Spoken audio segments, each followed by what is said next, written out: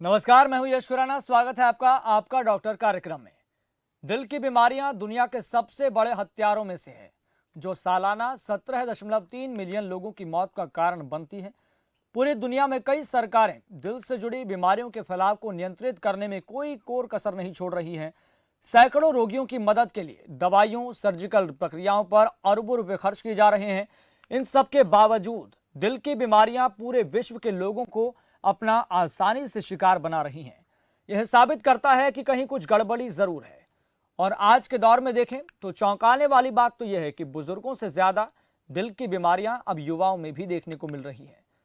विश्व स्वास्थ्य संगठन के मुताबिक पिछले 20 सालों में दुनिया में सबसे ज्यादा मौतें दिल की बीमारियों से हुई है और हर वर्ष इसकी संख्या बढ़ती जा रही है। इसमें इजाफा हो रहा है। हम कहां गलत साबित हो रहे हैं, कहां चूक कर रहे हैं, इस बढ़ते खतरे से खुद को बचाने के लिए हम क्या कर सकते हैं, इन तमाम पहलुओं को लेकर हम चर्चा करेंगे। और आपको बता दें, इस विषय पर हमारे साथ बात करने के लिए होंगे डॉक्टर विपिन गुप्ता, जो कि एक कार्डियोलॉजिस्ट हैं। इसी के साथ ही दर्शकों के लिए एक महत्वपूर्ण बात, लगातार आपके टीवी स्क्रीन पर नंबर फ्लैश होते रहेंगे। इन नंबरों पर आप कॉल कर सकते हैं, सलाह ले सकते हैं, परामर्श ले सकते हैं। अगर आपका सवाल इस विषय से जुड़ा कोई भी है, दिल से संबंधित समस्याओं से जुड़ा अगर आपके जहन में कोई सवाल आता है, तो आप तुरंत कॉल कीजिए। लगातार आपकी टीवी स्क्रीन पर नंबर फ्लैश हो रहे हैं। बिना किसी देरी के तुरंत आप कॉल कीजिए, सलाह ले सकते हैं, परामर्श ले सकते हैं। चलिए कार्यक्रम का सिलसिला आगे बढ़ाते हैं। आपको बता दें कि हमारे साथ कार्डियोलॉजिस्ट डॉक्टर विपिन गुप्ता जुड़ गए हैं। डॉक्टर विपिन गुप्ता, आपका बहुत बहुत स्वागत खबरफास्ट पर। चलिए दोबारा से एक महत्वपूर्ण जानकारी हम दर्शकों को बता देते हैं। लगातार आपके टीवी स्क्रीन पर नंबर फ्लैश हो रहे हैं। बिना किसी देरी के आप सीधा कॉल कीजिए, सलाह ले सकते हैं, परामर्श ले सकते हैं। दोबारा से मैं एक बात दोहराना चाहता हूं, अगर आपके जहन में इस विषय से जुड़ा कोई भी सवाल आता है, दिल से संबंधित अगर आपको कोई भी रोग है या फिर समस्या है, तो आप बिना देरी किए तुरंत कॉल कीजिए। हमारे साथ मशहूर डॉक्टर कार्डियोलॉजिस्ट जुड़े हुए हैं, डॉक्टर विपिन गुप्ता। दोबारा से रुक करते हैं।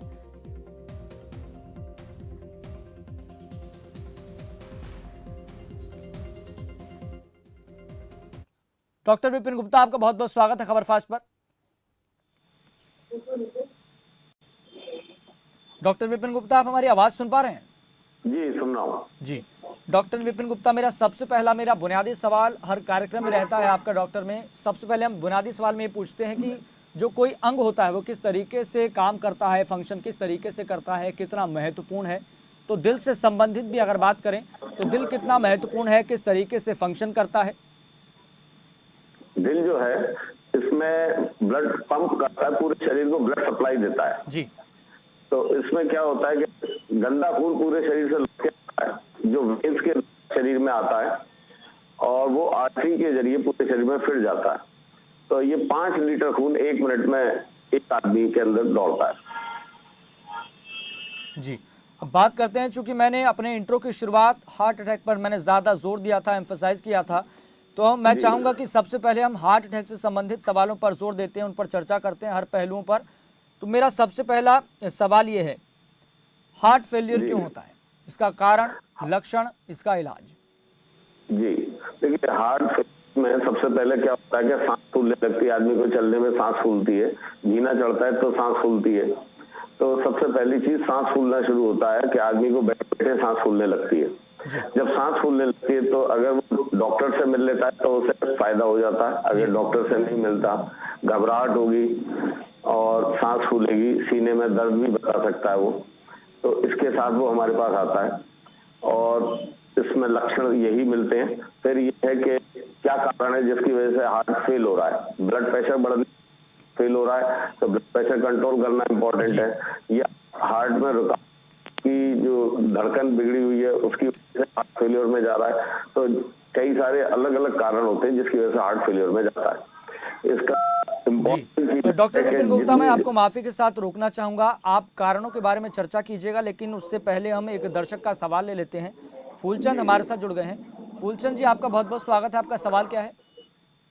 मेरा सवाल ये है कि मेरे ना 2009 में ना जनवरी में ना मेरा ये हार्ट में ना स्टंट पड़ा था जी, और तभी से ही इसमें दर्द रहता है और भारीपन रहता है। तो मैंने डॉक्टर को जो मैं दिखाता हूँ वो कहता है कि सब कुछ ठीक है, लेकिन मेरे दर्द रहता है इसमें। जी, तो देखिए इसमें ऐसा उन्होंने पहले किया है काम, और वो तो आपको सही बताएंगे ही। आप किसी एक और डॉक्टर से मिलकर देख लीजिए, अगर वो भी कहते हैं कि मान लीजिए सही है।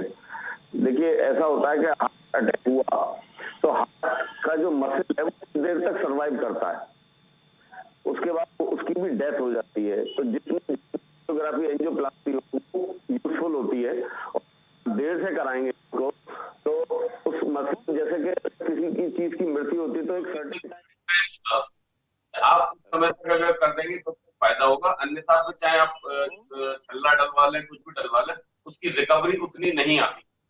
तो ये डिपेंड करता है कि आप कितनी जल्दी रिपोर्ट करें डॉक्टर के पास। अगर आप जल्दी रिपोर्ट कर रहे हैं डॉक्टर के पास तो वो फिर उसका इलाज जल्दी कर देंगे और आपका मसल डैमेज होने से बच जाएगा।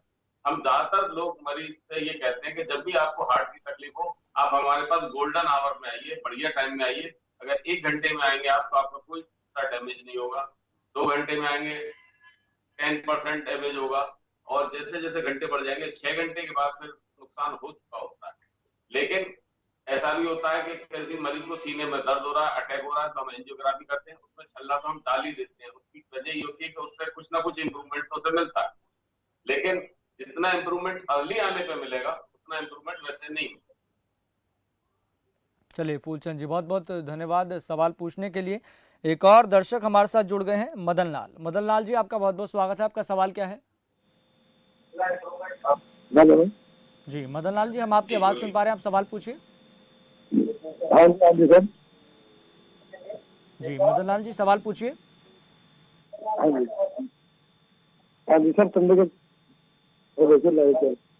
मदन लाल जी, आपकी आवाज ठीक ढंग तक हमारे तक नहीं पहुंच पा रही है, आप दोबारा से सवाल दोहराइए।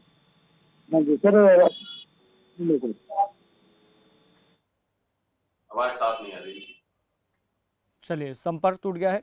जी डॉक्टर विपिन गुप्ता, आप कारणों के बारे में बता रहे थे फेल्योर के। जी। तो इसमें कई सारे कारण होते हैं हार्ट फेल होने के। वाल्वुलर हार्ट डिजीज, हार्ट के वॉल्व खराब है तो हार्ट फेल होगा। ब्लड प्रेशर बढ़ रहा है तो हार्ट फेल होगा। और जी हार्ट डिजीज है तो हार्ट फेलियर होता है। हार्ट फैल जाता है, बड़ा हो जाता है, उसमें भी हार्ट फेलियर होता है।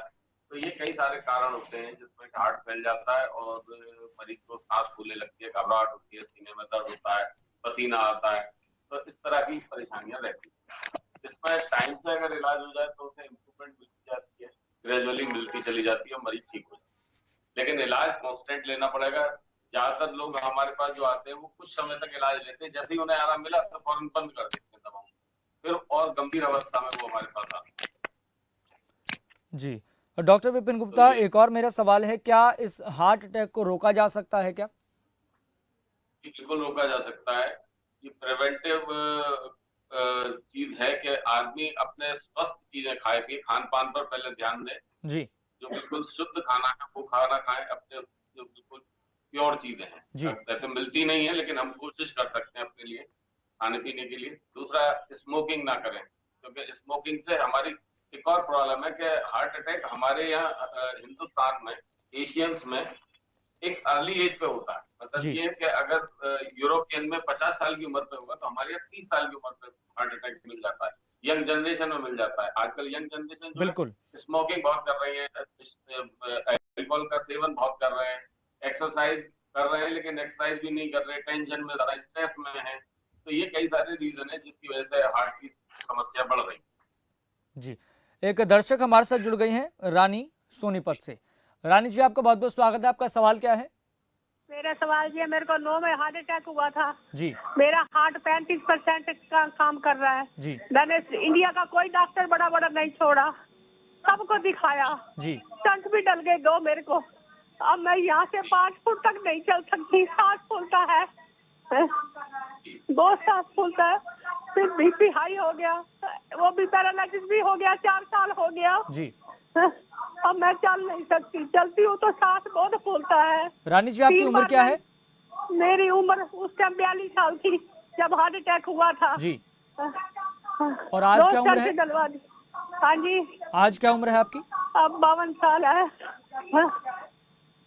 अब देखो बोलती हूँ तो सांस फूलता है। जी जी, बोलने में भी जी आपसे रानी जी, हम आपकी इस हाँ, बोलने तकलीफ को, इस समस्या को हम समझ गए हैं जी। ऐसा है कि आपका हार्ट जो है वीक हो चुका है अटैक की वजह से। इसकी वजह से ये फैल भी गया है। फैल गया है तो इसकी वजह से आपको सांस भी फूलती है। देखिए, इसमें दवाओं से जो आपको लाइट मिल रही है, यही मिल पाएगी आपको लाइट। इसमें ही आप खुश रहिए। आप ज्यादा के चक्कर में इसको कुछ नहीं करा जा सकता। जो दवाएं दी जा सकती है वो दी जा चुकी हैं। या फिर हार्ट रिप्लेसमेंट होना चाहिए, क्योंकि आपका हार्ट अगर काम नहीं कर रहा, 35% काम कर रहा है। 35% कब कराया है आपने इकोकार्डियोग्राफी? रानी जी, हेलो, आप हमारी आवाज सुन पा रही हैं? कम आ रही आवाज। आपने अपना इकोकार्डियोग्राफी कब कराया है? हाँ जी, हाँ जी, हाँ जी। इकोकार्डियोग्राफी आपने कब कराया, कितने दिन हाँ, पहले कराया है? एंजियोग्राफी मैंने 9 में हार्ट अटैक हुआ था, 10 में भी एंजियोग्राफी कराई, फिर 13 में एंजियोग्राफी करवाई मैंने। वो वहाँ करवाई, वो जो हार्ट स्कोट में कराई, स्कोट स्कोट 40 में डायबिटिक तो कराई। नहीं है? डॉक्टर जेसी मोहन डायबिटिक जी तो को नहीं है? दिखा रही हूँ। रानी जी, आप डायबिटिक तो नहीं जी है? जी हाँ जी, हाँ हाँ, वो तो है मेरे को। जब हार्ट अटैक हुआ तो ये 506 परेशानी है। डायबिटिक हो गई। जी जी जी, अनकंट्रोल ब्लड शुगर आपकी तकलीफ को बढ़ाती है। और आप अच्छे डॉक्टर को दिखा रही हैं, जिनका आप नाम ले रही हैं, डॉक्टर जेसी मोहन, वो अच्छे डॉक्टर हैं। और देखिए, आपके साथ जो किया जा सकता है वो सब कर रहे होंगे, आप विश्वास रखिए। और क्योंकि डायबिटीज साथ में है, तो डायबिटीज में बीमारी जो हार्ट की होती है वो डिफ्यूज होती है, जरा लंबी होती है। तो आप अपनी शुगर को कंट्रोल रखिए, दवा प्रॉपर खाइए, इसी से आपको लाभ मिलेगा। आप ज्यादा परेशान ना होइए और ग्रेजुअली ही ठीक होंगे आप। चलिए रानी जी, बहुत बहुत धन्यवाद सवाल पूछने के लिए। डॉक्टर साहब, हम बात कर रहे थे हार्ट अटैक से संदर्भित जो अलग अलग एस्पेक्ट हैं उसके बारे में हम बात कर रहे थे। तो ऐसे में अगर बात करें यहाँ पर, क्या हार्ट अटैक को रोका जा सकता है? आपने ये बताया तफसीलात से कि आजकल युवाओं में ज़्यादा ये समस्या देखने को मिल रही है, स्मोकिंग ज़्यादा कर रहे हैं, खान पान पूरा ख़राब हो चुका है। हमें शुद्ध खाने की तरफ बढ़ना चाहिए, स्मोकिंग कम करनी चाहिए। लेकिन मैं आपसे जानना चाहूँगा कि पहले ये सब चीज़ें बुजुर्गों में ज़्यादा देखने को मिलती थी, अब युवाओं में देखने को मिल रही है। लेकिन अगर अगर कोई व्यक्ति स्मोकिंग ना करता हो, खाना अच्छा भी खाता हो, बाहर का खाना ना खाता हो, जंक फूड ना खाता हो, क्या उसको भी हार्ट अटैक हो सकता है? इसकी कितनी संभावना रहती है? ऐसा है कि उनमें हो सकता है, लेकिन बहुत ज्यादा चांसेस नहीं होते। ऐसा हो सकता है, देखिए ऐसा किसी के भी साथ हो सकता है। हार्ट जी अटैक ऐसी चीज है कि किसी के साथ हो सकता है, ब्लॉक किसी के साथ भी आ जी सकता है। जो सेडेंटरी लाइफ स्टाइल रखते हैं, एक्टिव एक्टिव लाइफ नहीं रखते, उनके साथ भी ऐसा होता है। जो घर पर आराम आराम तलब ज्यादा लजीज खाते हैं, तो उनको चिकनाई खाई जाती थी, लेकिन अब चाहती नहीं है तो जमा हो जाती है। जी पुराने जमाने में क्या होता था कि हम खूब पैदल भी चलते थे, आप पैदल चलते, जरूरत नहीं हर आदमी स्कूटर से प्योर खाता है, लेकिन स्कूटर ही यूज कर रहा है, साइकिल चलाना सब बंद कर रहा है। तो ऐसे लोगों में तो इंसिडेंस बढ़ जाता है, नंबर ऑफ हार्ट अटैक बढ़ जाता है ऐसे लोगों में। नो डाउट के पहले बुजुर्ग थी बीमारी 50 साल से ऊपर देखने को मिलती थी, जी 8 साल देखने को मिल रही है। तो इसके कई सारे रीजन है कि फास्ट फूड खाना और स्मोकिंग उपयोग बहुत बढ़ गया, हर पार्टी फंक्शन में एक्सेसिबल है, तो लोगों में इसका बड़ा चलन है आजकल। तो ये सारे रीजन है, पान मसाला, तंबाकू भी इंसिडेंट बहुत बढ़ाता है, बहुत एंजॉय। तो ये कई सारे रीजन है जिनको खुद समझना होगा, बीमारी खुद से ही हमारे खान पान अपने लाइफ स्टाइल को फिट रखें तो अपनी बीमारी बार बार होगी ही नहीं, क्यों होगी। जी। और इसी विषय से जुड़ा मेरा एक दूसरा एस्पेक्ट ये है, शरीर में अगर शुगर लेवल जो है वो लगातार अगर बढ़ रहा हो, तो ऐसे में क्या ज़रूरी है कि हार्ट अटैक आए? बिल्कुल आएगा, और ऐसे लोगों में जो डायबिटिक होता है इनसे बढ़ जाता है, उनके नंबर ऑफ हार्ट अटैक बढ़ जाते हैं। तो अपने शुगर को लेवल को कंट्रोल प्रॉपरली रखें, डाइट अपनी प्रॉपर खाएं, चेकअप कराएं, रेगुलर डायबिटीज दवा लें, तो ये लेना जरूरी है। जी। अब एक महत्वपूर्ण सवाल एक दर्शक ने पूछा है सोशल मीडिया के जरिए। अभी जी सौरभ गांगुली की एंजियोप्लास्टी हुई थी, उसी के संदर्भ जी में उन्होंने जी ये सवाल पूछा है कि जी उन्होंने जी एक बार एंजियोप्लास्टी कराई थी, तो ऐसे में उनको ये दोबारा समस्या हो गई है, हुई थी। तो ऐसा ऐसे है में क्या इसका इलाज क्या संभव हो सकता है, कि दोबारा से जी इसका इलाज किस तरीके से हो सकता है? जी देखिए, ऐसा होता है कि जो ब्लॉकेज आती है कार्डियक नली में, उसकी वजह ये होती है कि चिकनाई जमा हो गई, जहाँ क्रिटिकल वहां तो उसने ब्लॉक 100% पैदा कर दिया, तो उसने बैलूनिंग का खोल दिया। लेकिन कुछ और होते हैं ब्लॉक जो उस समय एक्टिव नहीं होते, वो बाद में एक्टिव हो गए। जी, और मैं आपसे ये भी जानना चाहूंगा कि एंजियोप्लास्टी क्या होता है, आप ये भी बताइए। एंजियोप्लास्टी होता है कि हमारी सॉफ्ट टिश्यू दिखाई नहीं देते, हम एक डाई को वेन के जरिए, फीमोरल वेन, फीमोरल आर्टरी या रेडियल आर्टरी के जरिए हम हार्ट एओर्टा तक पहुंचते हैं। वहां पर राइट कॉर्नरी आर्टरी और लेफ्ट कॉर्नरी आर्टरी को देखते हैं, जिसको हम एंजियोग्राफी कहते हैं। जी, डॉक्टर साहब हमारे साथ दोबारा से एक दर्शक जुड़ गए हैं, मदन लाल चंडीगढ़ से। मदन लाल, आपका बहुत बहुत स्वागत है, आपका सवाल क्या है? जी मदन लाल जी, आप हमारी आवाज सुन पा रहे हैं? जी, सवाल पूछिए। मदन लाल, आपकी आवाज ठीक ढंग से नहीं आ पा रही है। लिवर की प्रॉब्लम, संपर्क नहीं हो पा रहा है। अब हम बात करते हैं डॉक्टर साहब की कार्डियक अरेस्ट और हार्ट अटैक में क्या अंतर होता है? कार्डियक ऑल ऑफ सडन रुक गया, उसे कार्डियक अरेस्ट बोलते हैं। और हार्ट अटैक जो चीज है वो खून की में एक साथ ब्लॉकेज आ गई, जिसे हम हार्ट अटैक बोलते हैं। जो कार्डियक अरेस्ट उसमें कंडक्शन, वो जो इलेक्ट्रिक उसे चलाती है, जो में लगी होती है, इलेक्ट्रिकल करंट चलती है, वो एक साथ ऑल ऑफ सडन, उसे कार्डियक अरेस्ट बोलते हैं, सडन डेथ जिसमें बोलते हैं। और जो हार्ट अटैक है उसमें हार्ट की में ब्लॉकेज, और जिस ब्लॉकेज को खोला सकता है, जिसका इलाज किया जा सकता है। जी, और इसमें अगर अंतर को समझना हो इसके लक्षणों के, तो अंतर क्या हो सकते हैं जो कॉमन हो, जो सबसे बड़े हों?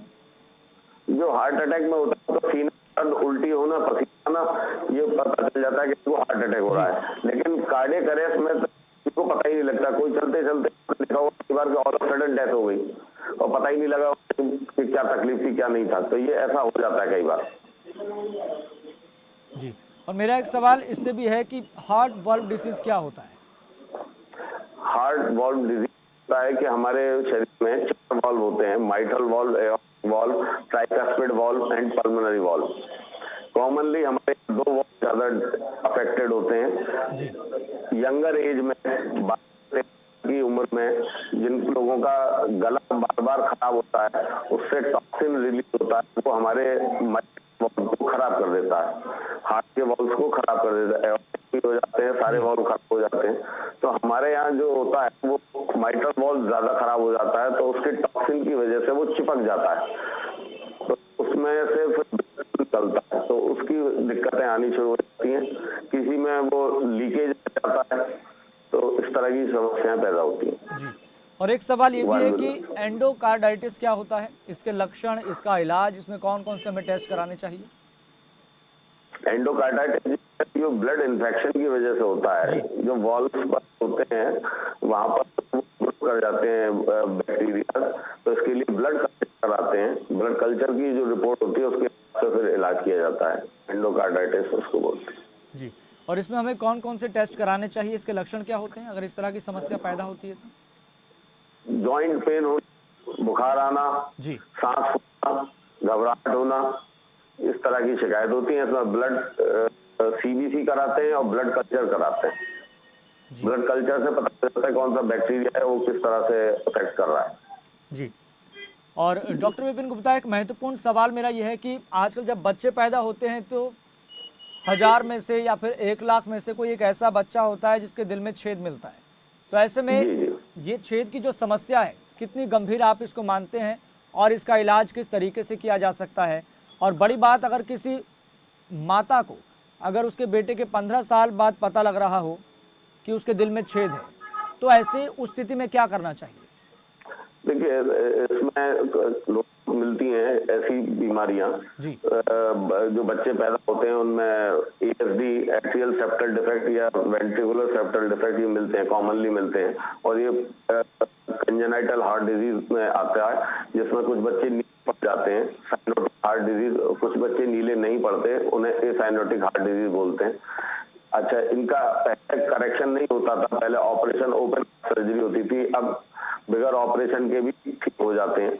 जी। तो उसमें इलाज वो इंटरवेंशनल कार्डियोलॉजिस्ट करते हैं, जिसमें कि वो एक छल्ला डाल देते हैं वहां पर और बंद कर देते हैं, ब्लॉक कर देते हैं, जो पैसेज बीच में गैप बना होता है, सुराख होता है, सुराख को बंद कर देते हैं।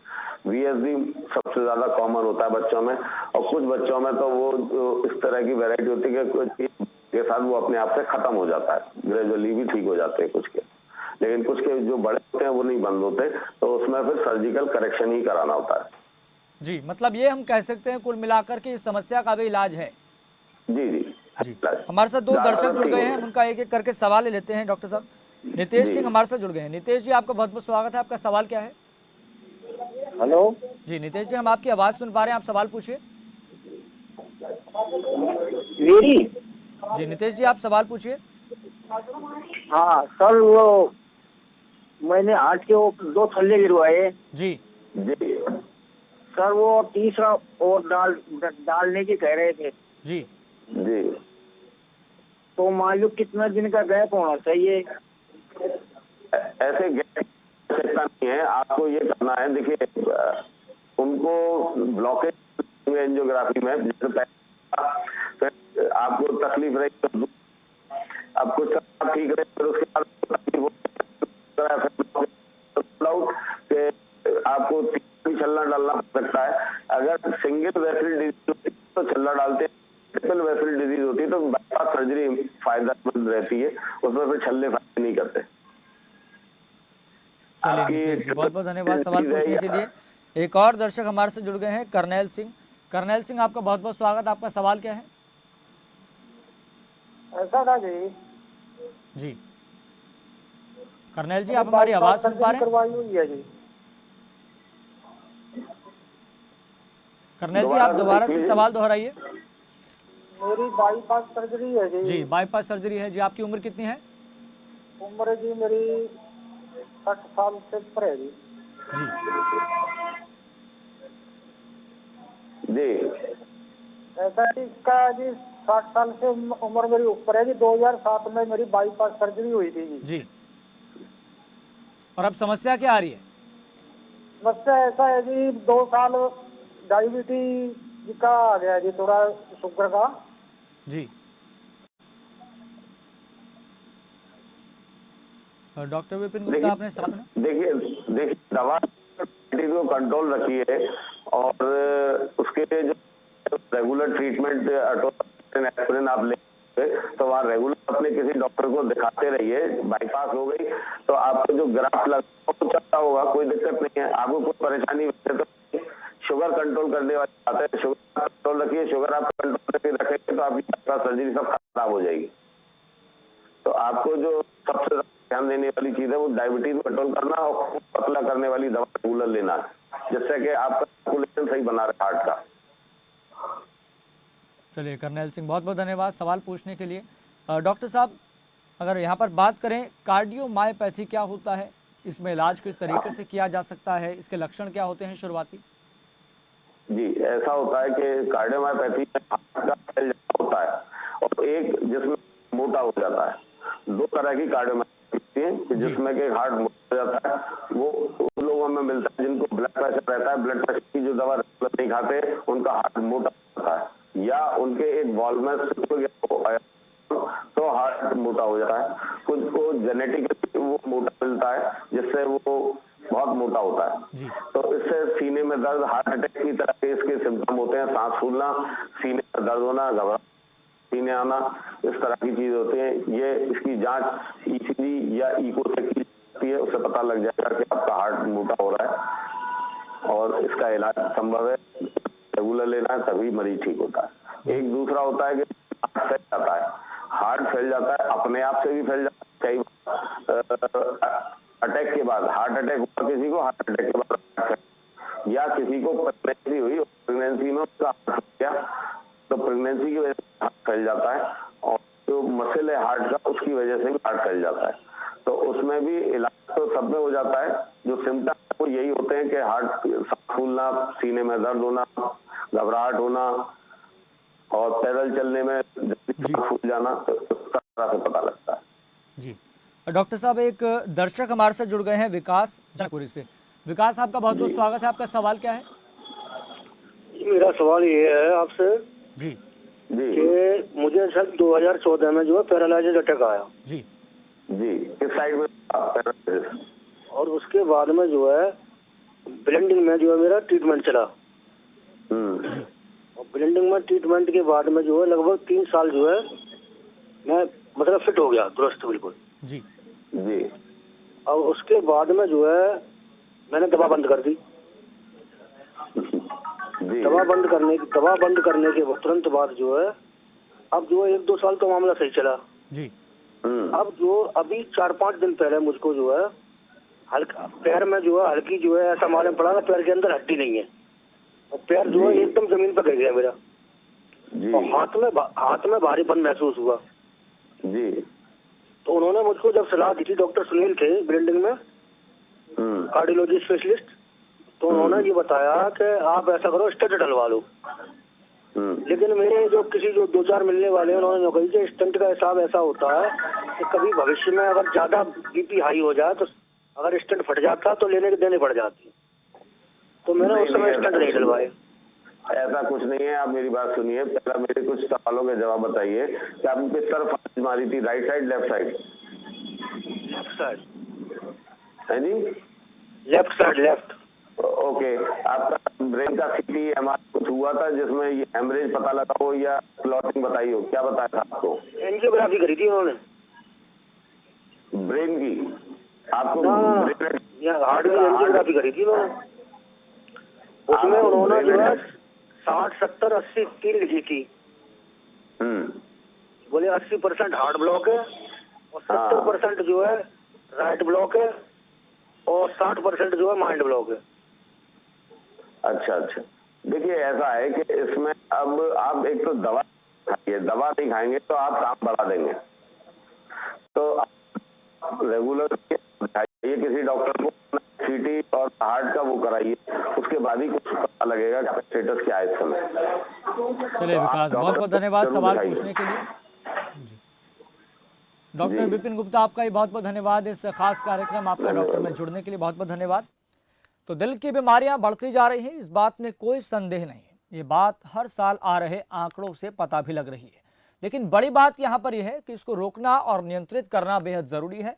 इसलिए अच्छा खाएं और सबसे ज़रूरी है कि एक्सरसाइज कीजिए। एक्सरसाइज करेंगे तो शरीर स्वस्थ रहेगा, दिल स्वस्थ रहेगा और किसी प्रकार की कोई समस्या नहीं होगी। और समस्या अगर होती भी है तो आप सबसे पहले बिना नज़रअंदाज किए, बिना लापरवाही के सीधा डॉक्टर से संपर्क करें। फिलहाल आपका डॉक्टर में इतना ही। मुझे दीजिए इजाज़त। देखते रहिए खबर फास्ट।